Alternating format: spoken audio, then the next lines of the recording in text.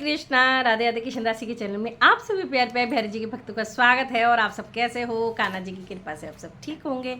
तो आज है रंग भरी 11 यानी कि फागुन मास की आज आमल की एकादशी है। और आज ये है फागुन माह के शुक्ल पक्ष की एकादशी। तो चलिए जी कथा शुरू करते हैं। हाथ में तुलसी पत्ता फूल या तिल ले सकते हैं। चावल नहीं लेना है, ना खाना है, ना भोग लगाना है।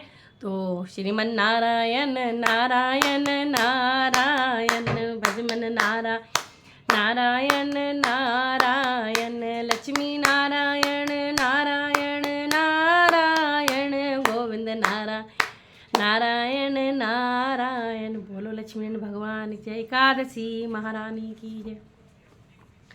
फागुन के शुक्ल पक्ष की होलिका दहन से 4 दिन पूर्व आने वाली इस एकादशी का नाम आमल की एकादशी है।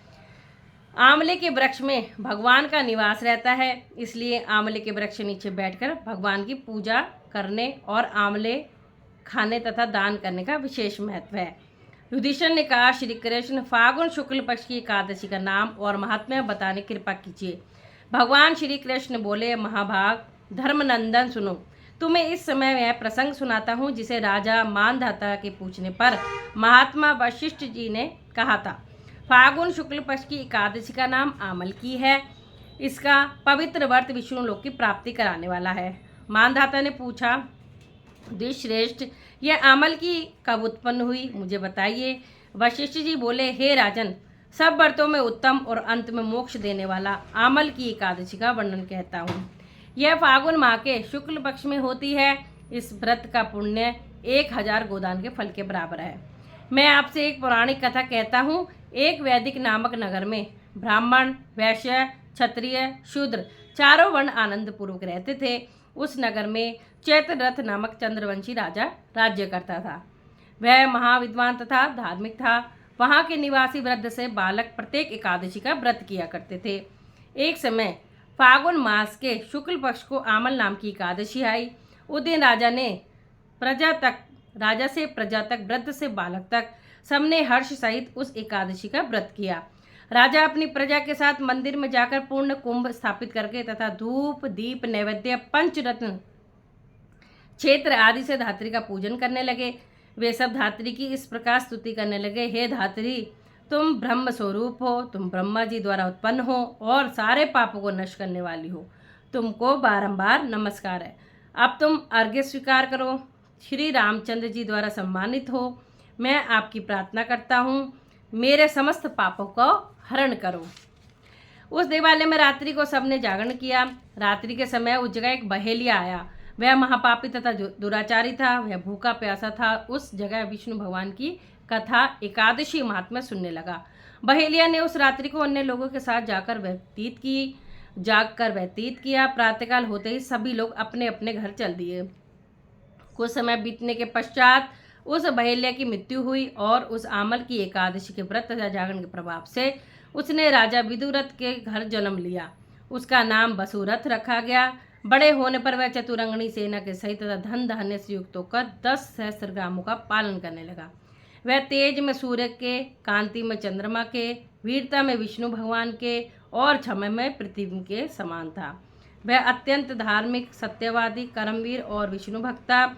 वह सदैव यज्ञ किया करता था। एक दिन वह राजा शिकार खेलने के लिए गया। देव योग से यह राजा रास्ता भूल गया। तब वह उसी वन में एक वृक्ष के नीचे सो गया। उसी समय पहाड़ी मल्लेश वहां आए और राजा को अकेला देखकर उस पर मारो मारो का शब्द करके टूट पड़े।